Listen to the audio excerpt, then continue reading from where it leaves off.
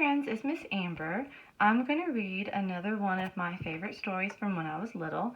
I have a lot of favorites. I like a lot of different kinds of books. So this is called The Little Engine That Could, and it's about a little train that had to do something very difficult that it didn't think it could do. And it didn't believe in itself, but in the end it was able to do what it thought it couldn't. And I just want you guys to know that even when things seem difficult, when things seem too hard, or you get all these big emotions like frustration or sadness or whatever you feel, just stop, take a break, and then go back to what you were trying to do, because all of you guys are so smart. You're so wonderful. All the teachers miss you so much. And I hope you guys enjoy this story as much as I did. So this is The Little Engine That Could. If I can open the book.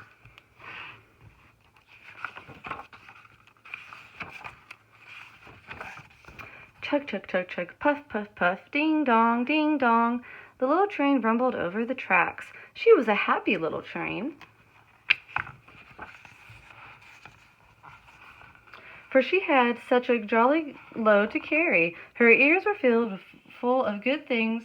Her cars were filled full of good things for boys and girls. There were toy animals, giraffes with long necks, teddy bears with almost no necks at all, and even a baby elephant. Then there were dolls. Dolls with blue eyes, dolls with yellow curls, dolls with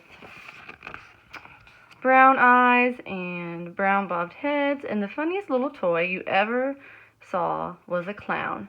And there was a car full of toy engines, airplanes, tops, jackknives, picture books, picture puzzles, and every kind of thing boys or girls could ever want. But that was not all. Some of the cars were filled with all sorts of good things for boys and girls to eat.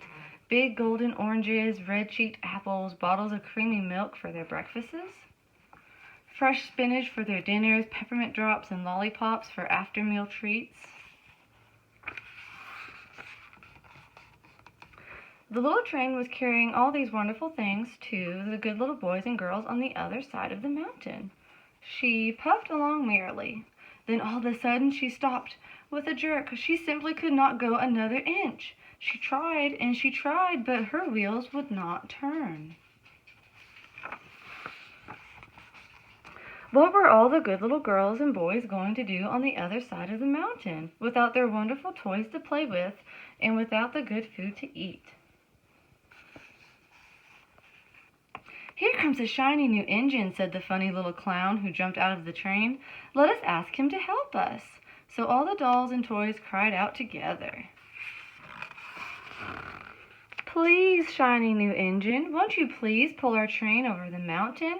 Our engine has broken down, and the boys and girls on the other side won't have any toys to play with or good food to eat unless you can help us." But the shiny new engine snorted. "I pull you? I am a passenger engine. I have just carried a fine big train over the mountain with more cars than you ever dreamed of. My train had sleeping cars with comfortable berths, a dining car where waitresses bring whatever hungry people want to eat, and parlor cars in which people sit in soft armchairs and look out of big plate glass windows. I pull the likes of you? Indeed not." And off he steamed to the roadhouse where the engines lived when they're not busy.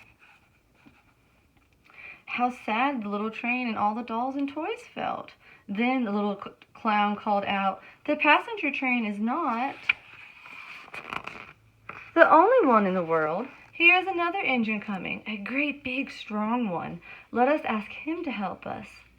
The little toy clown waved his flag, and the big strong engine came to a stop. "Please, oh please, big engine," cried all the dolls and toys together.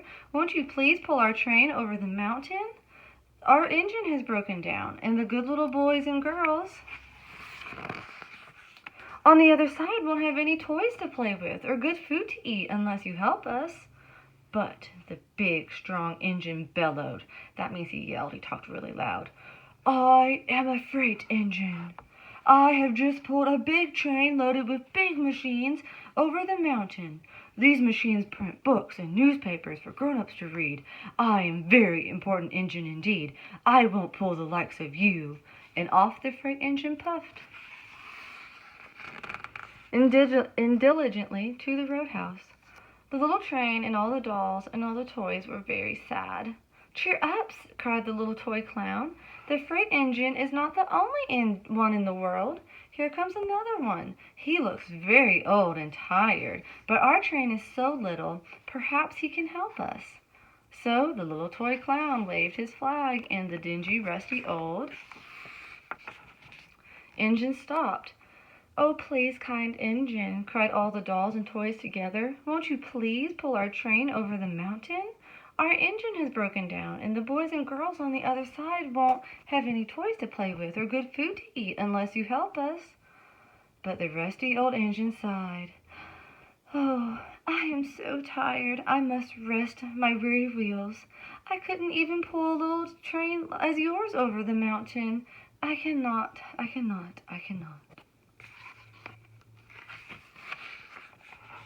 And off he rumbled to the roundhouse, chugging, I cannot. Then indeed the little train was very, very sad, and the dolls and toys were ready to cry. But the little clown called out, Here is another engine coming, a little blue engine, a very little one. Maybe she will help us. That very little engine came chugging merrily along. When she saw the toy clown's flag, she stopped quickly. What is the matter, my friends? She asked kindly. Oh, little blue engine, cried the dolls and the toys. Will you pull us over the mountain? Our engine has broken down, and the good boys and girls on the other side won't have any toys to play with or good food to eat unless you help us. Please, please help. Us, little blue engine.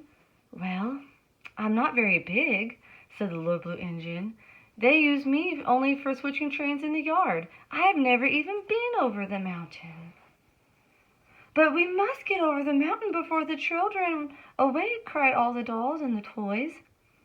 The very little engine looked up and saw the tears in the doll's eyes, and she thought of the good little boys and girls on the other side of the mountain who would not have any toys or good food unless she helped. Then she said, I think I can. And she hitched herself to the little train. She tugged and she pulled and pulled and tugged, and slowly they started off. The toy clown jumped aboard, and all the dolls and toy animals began to smile and cheer. Puff, puff, chug, chug went the little blue engine. I think I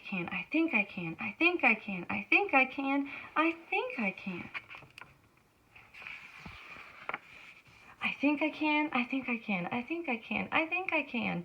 Up, up, up. Faster and faster and faster the little engine climbed until at last she reached the very top of the mountain. Down in the valley lay the city. Hooray, hooray, cried the funny little clown and all the dolls and toys. The good little boys and girls in the city will be very happy because you helped us, kind little blue engine.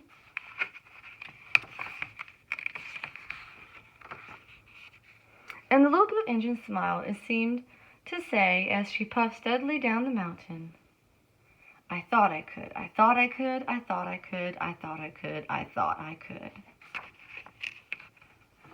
The end.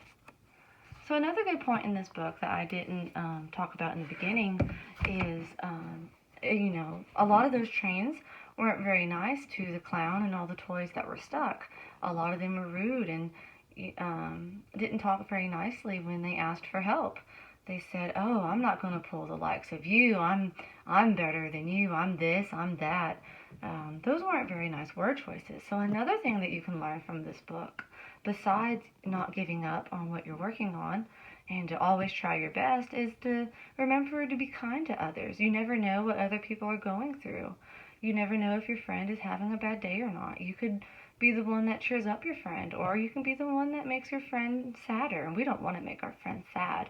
So let's always be like this little blue engine, and let's make good choices and use kind words, and at least try to always do our best and to help others.